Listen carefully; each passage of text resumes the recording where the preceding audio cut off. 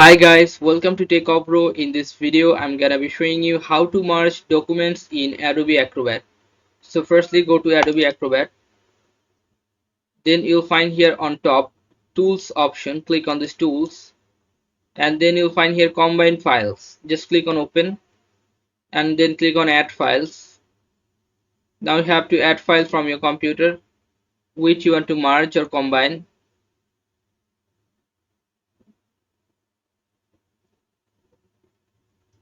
Okay, I want to combine these two files together, and this one too, the three files. So click on Open, and you can see the three files what should be combined. Now if you want to combine this, click on top this blue button, combine. And before that, if you want to rearrange the file, you can rearrange like this. Okay, now click on combine,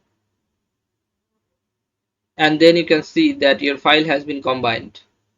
This one, the first one, this is the second one, and this one, the last one.